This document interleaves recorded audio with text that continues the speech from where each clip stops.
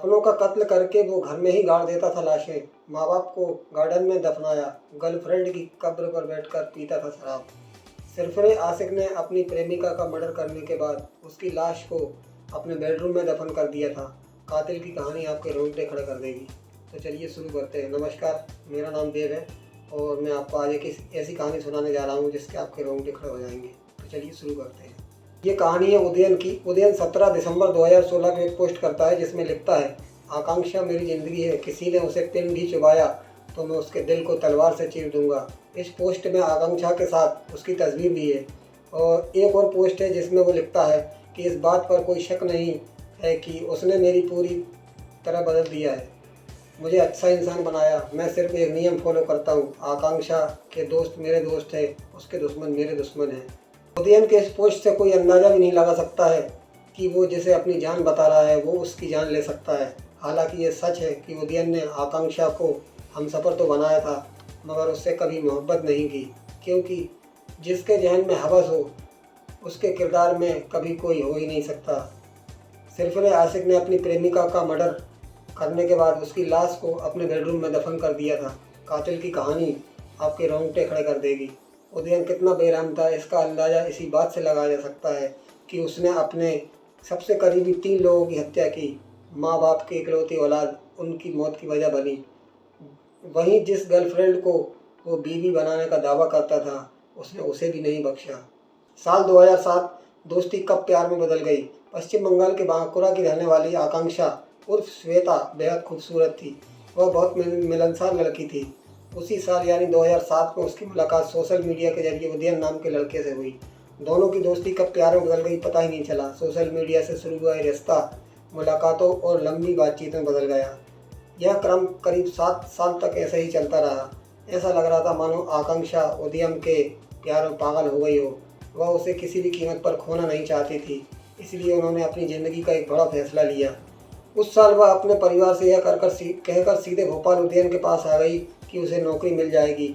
वहाँ वह साकेत नगर में उदयन के साथ रहने लगी, लेकिन इस दौरान उसने अपने परिवार को बताया कि वह अमेरिका में काम कर रही है। उसकी बात से परिवार वाले खुश हुए।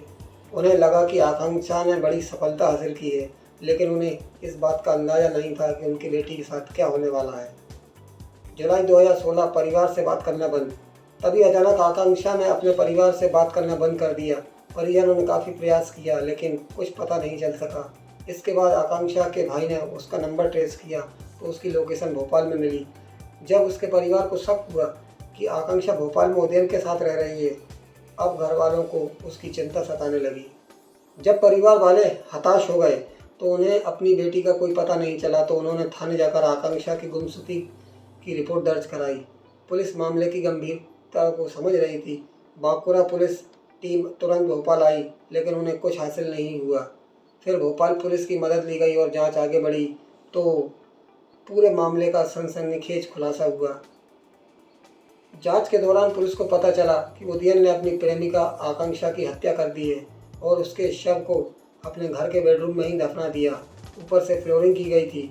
उनकी निशानदेही पर पुलिस ने शव को अवशेष बरामद कर लिए थे। बांकुड़ा पुलिस ने 30 अप्रैल 2017 को आरोपी उदयन के खिलाफ केस डायरी समेत करीब 600 पन्ने की चार्जशीट कोर्ट में पेश की। 19 गवाहों का बयान और तमाम सबूतों के आधार पर कोर्ट ने उसे दोषी पाया और उम्र कैद की सज़ा सुनाई। ये तो कोई होना ही था। इसी जांच में पता चला कि उदयन न सिर्फ अपनी प्रेमिका का हत्यारा है बल्कि उसने 2010 में अपने माता पिता की भी बेरहमी से हत्या कर दी थी और उनके शव घर के बगीचे में दफना दिए थे।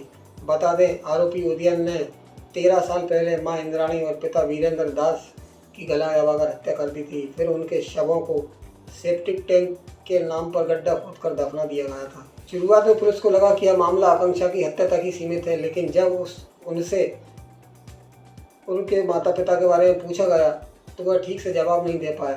ऐसे में पुलिस को शक हुआ और फिर पूछताछ में उसने जो खुलासा किया उसने सभी को चौंका दिया।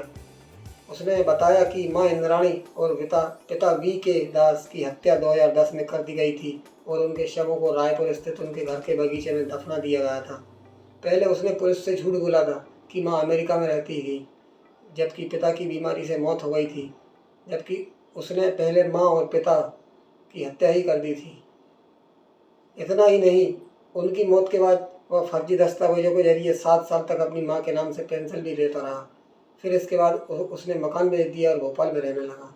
बंगाल के बांकुरा की फास्ट ट्रैक कोर्ट ने 2020 में उसे आजीवन कारावास की सजा सुनाई थी। इसके बाद रायपुर जिला न्यायालय ने अपने माता पिता की हत्या कर सबको बगीचे में दफनाने के मामले में उसे आजीवन कारावास की सजा सुनाई है।